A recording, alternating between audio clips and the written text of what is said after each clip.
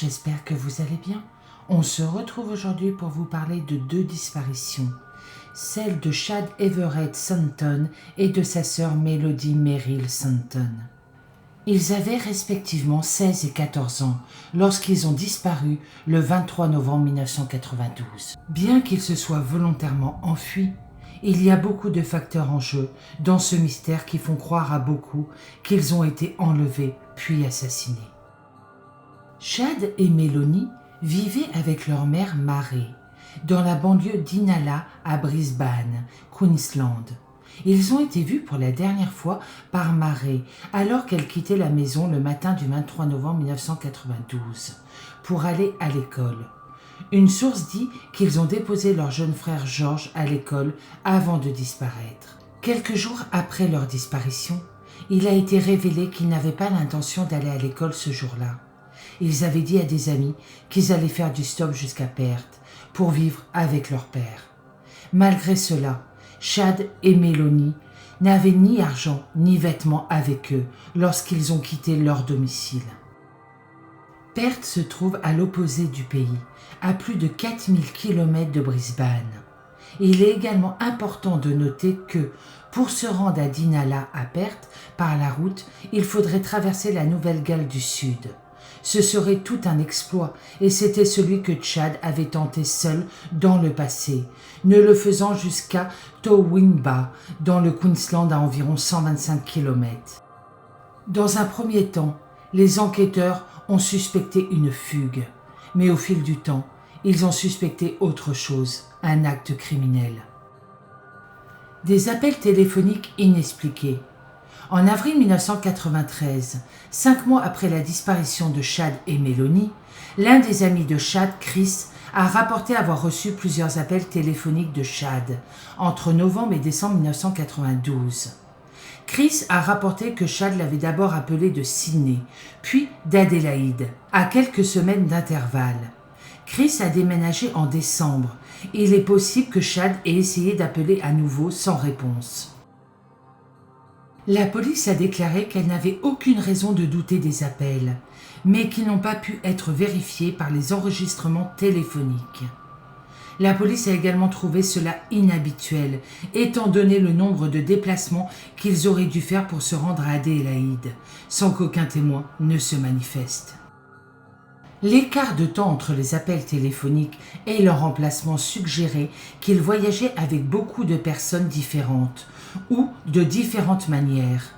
La police pense que s'ils avaient parcouru 2000 km, quelqu'un se serait inquiété pour eux et les aurait signalés à la police. Malgré la demande d'aide au public, personne ne s'est jamais présenté pour dire qu'il les avait vus et pris en autostop. Le trajet de Brisbane à Adélaïde est d'environ 2000 km et j'imagine que 2 adolescents sans possession seraient rappelés par au moins une personne qui les aurait emmenés en voiture. Sans qu'aucun emplacement spécifique ne soit vérifié, la police s'est retrouvée sur toute l'étendue de l'Australie comme zone de recherche possible. Une théorie suggère qu'ils ont été ramassés puis déposés dans un endroit éloigné, sans nourriture ni eau, et qu'ils sont décédés de déshydratation, d'exposition ou de famine. Bien sûr, je ne suis pas enquêteur, mais je ne crois pas que quelqu'un ayant le désir de tuer le ferait de cette façon. Je ne crois pas non plus que quelqu'un les déposerait accidentellement dans une situation comme celle-ci, sans savoir qu'ils mourraient. En 2017, près de 25 ans après la disparition de Chad et Melody, un ancien élève du lycée Inala a fait des déclarations qui impliquaient que les 2 adolescents avaient été enlevés et assassinés par des brutes de l'école ou par leur famille.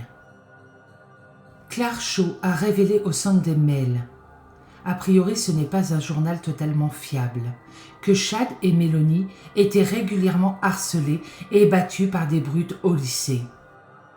Malheureusement, je ne sais pas si ce journal a été son premier point de contact ou si elle a également été à la police. Je n'ai trouvé aucune preuve que la police ait enquêté sur cette piste.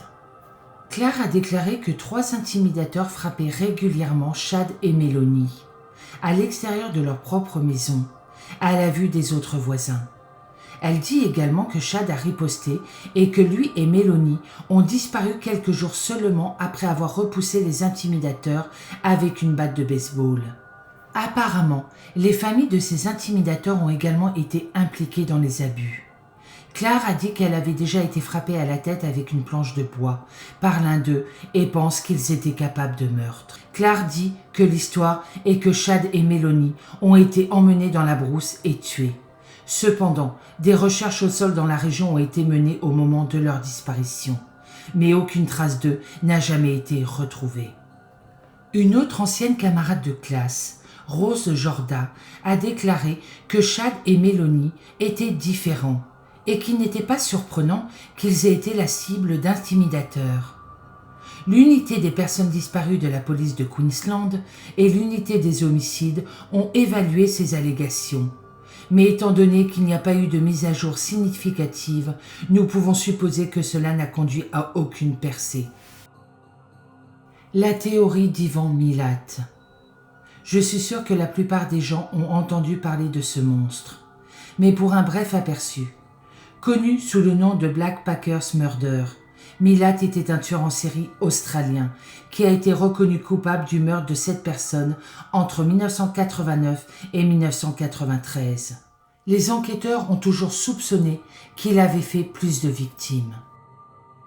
En 2017, la police du Queensland a révélé qu'elle avait enquêté sur la possibilité que Chad et Mélanie avaient été victimes d'Ivan Milat.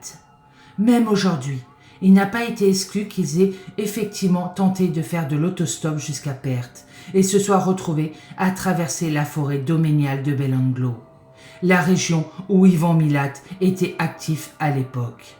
Il est important de noter que Ivan Milat a gardé des trophées de ses victimes.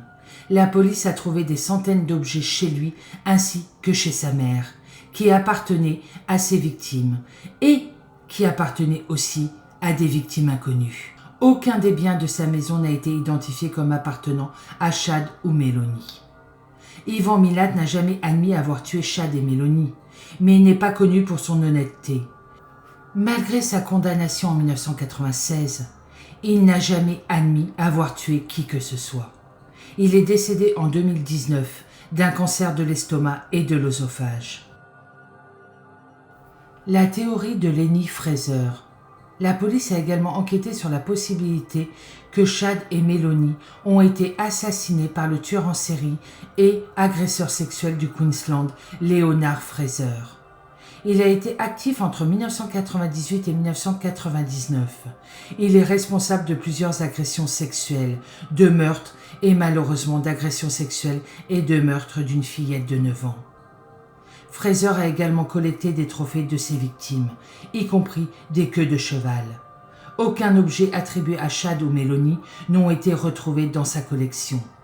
Fraser est décédé d'une crise cardiaque en 2017. Une théorie envisageable. Adélaïde. Malheureusement, elle est connue comme la ville des églises et des meurtres pour une raison. Est-il possible que Chad et Mélanie se soient rendus aussi loin et c'est là qu'ils ont rencontré leur destin ? Plusieurs mineurs ont disparu de leur domicile à Adélaïde au cours de la décennie précédente et même en 1992, dont certains ont été classés comme fugueurs et issus de situations familiales vulnérables. Question. Pourquoi a-t-il fallu si longtemps à Chris pour dire à la police que Chad l'avait appelé ? Il savait que son ami avait disparu. Il y avait des recherches en cours et pourtant il a attendu 5 mois. Pourquoi Claire Shaw n'a-t-elle révélé sa théorie sur l'intimidation qu'en 2017 ? C'était soit une extrapolation, de faux souvenirs développés, soit ils étaient aussi mauvais qu'elle le prétendait, et elle avait vraiment peur des représailles.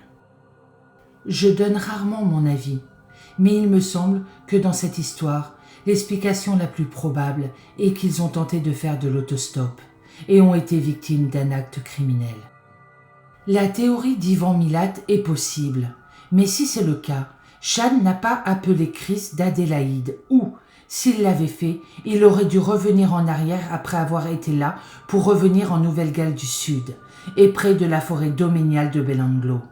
Si ces appels ont vraiment eu lieu et que Chad et Mélanie étaient à Adélaïde, Milat n'est probablement pas le coupable. La mère de Chad et Mélanie, Marée, est décédée d'une crise cardiaque en 2016, n'ayant jamais appris le sort de ses enfants. C'est la fin de cette triste histoire, j'espère qu'un jour on saura ce qui est arrivé à Chad et Mélanie, pour qu'ils puissent reposer en paix. Pour ma part, je vous souhaite une très bonne journée, je vous dis à bientôt dans une prochaine vidéo et surtout prenez soin de vous.